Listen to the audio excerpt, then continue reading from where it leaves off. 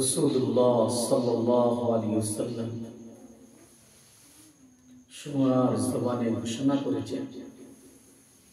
ও আমার উম্মতিরা, তোমরা যারা জীবনে অনেক পাপ কার্য করেছ,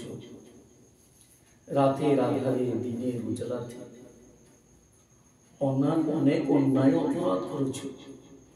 তোমরা নিজের নফসের প্রতি জুলুম করেছ, ও আমার উম্মতিরা, তোমরা আমাকে যদি ভালোবাসো, মহব্বত করো, প্যার করো, তাহলে তোমরা জুমার দিনে আসর নামাজ বাদে এই দরুদ শরীফটা আল্লাহুম্মা সাল্লি আলা মুহাম্মাদিন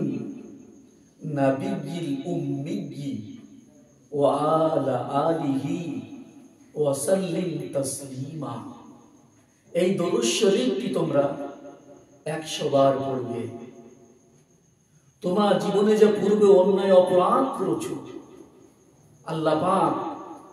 এই দরুদ শরীফটি 100 বার পড়ার কারণে তোমাদের জীবনের 80 বছরের গুনাহকে আল্লাহ মাফ করে দিবে এবং 80 বছরের ইবাদত করার সওয়াব তোমাদের নামায়ে আমলে রব্বুল আলামিন দান করবেন এবং তোমাদের প্রতি আল্লাহর 10টি রহমত নাযিল হবে এবং রব্বুল আলামিন নিজে দায়িত্ব নিয়েছেন